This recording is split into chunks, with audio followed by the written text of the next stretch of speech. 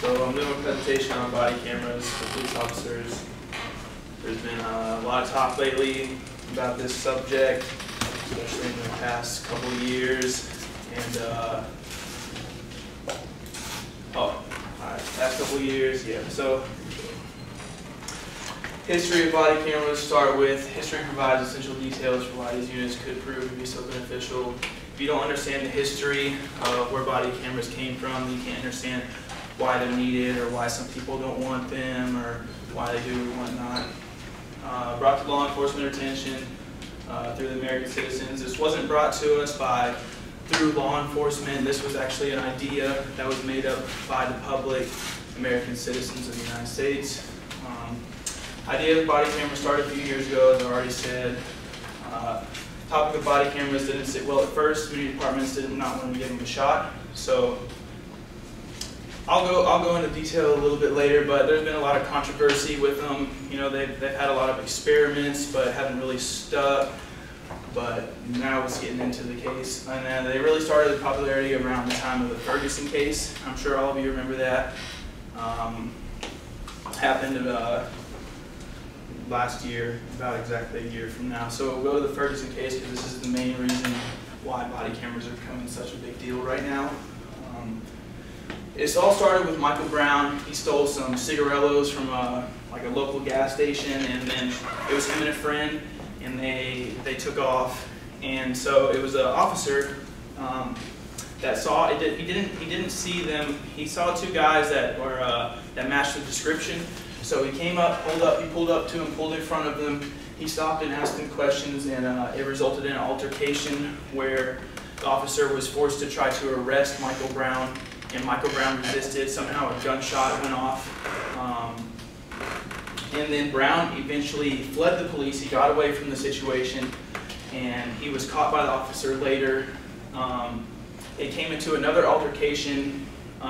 When he came up, he said, Michael, get on the ground, and he had him at gunpoint, and Michael then proceeded to take steps towards the officer, and he was shot 12 times. The last shot was told to be the fatal shot, and he was 18-year-old Michael Brown was killed on August 9th, 2014. And since the shooting, Ferguson was unrest. They had riots. There was people breaking into local convenience stores. I'm sure y'all all remember the news and everything about what's going on with that. All right, so the use of body cameras, many experimentations nationwide. So like, it was 3 or 4 years ago is when they started experimenting. It was mostly the small local, like little places that were experimenting with it because a big controversy is money with these things, and so they were just testing it out. So the first time that these body cameras were really used, like for department wide, was at a march that was protesting the death of Michael Brown in Ferguson. And the overall use is becoming more and more popular as some districts are now required to wear body cameras. So that's becoming a thing. All right, body camera concerns.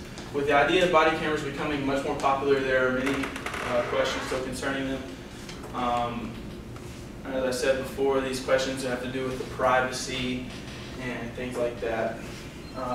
Several experts support that the use of body cameras believe that implementation process is moving too fast. With the technology growing these days, you can't really have like a gauge on how fast how this process should be moving. And authorities say technology has surged ahead of state privacy laws. So the concerns continued. Issues concerning privacy are not clear. When I say this, it means like when the body cameras when they should be turned on or when they should be turned off. You know, when a police officer is just walking around, say they're just walking around a beach area on the shore or whatnot, you know, they're always filming. So a lot of people would say, oh, well, I don't want to have my kids being filmed playing beach volleyball or something. Just, you know, so that was one of the controversies. how to store the massive data with, if you think about it, having all these police officers, if they're all wearing a camera and they're recording all day, that's going to be a lot of information, and it's going to have a lot, and it's going to be a lot to store. Should the videos be made public? Let's see, DC Police Chief Kathy Later, she says that's not the way it works. The videos would generally be held for the public until trial or at the end of a trial and investigation, which can take up to years. So that's what normally people think. If we had these body cameras, then they could just be released to public, and that's not always the way it's going to work out. So funding these cameras, I've got a video real quick.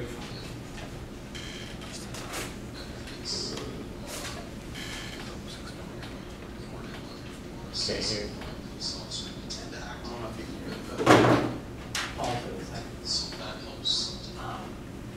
Look at the small screen behind you. There's a volume. Volume. See?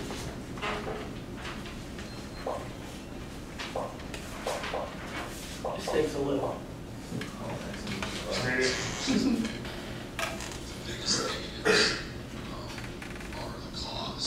All right, so basically what he's going to talk about is just the cost. Okay, he first talked about the benefits of them, and I'm going to get into that in a second.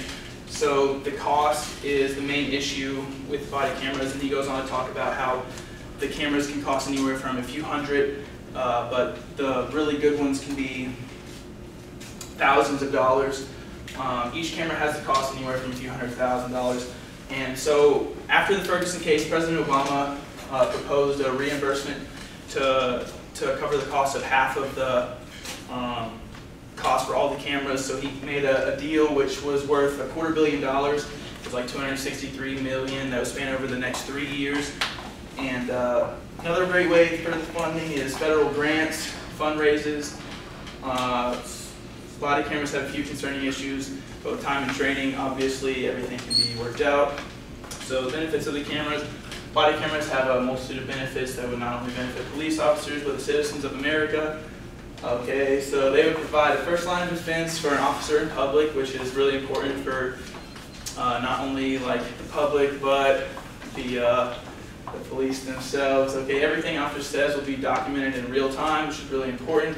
It eliminates any disputes between what actually happened, so you have actual video evidence of what actually happened. So I mean, obviously officers aren't superheroes, so they can't like, oh, well, yeah, that's what happened, I remembered. So but they have what actually happened on video, and helps trust between American citizens, and the video is actual tangible proof. So in conclusion, although there's some discrepancies with body cameras, the benefits, like overwhelming positive. So Annie T. McKinnon, she's a civil litigator that specializes in privacy and law, and says that body cameras are here to stay.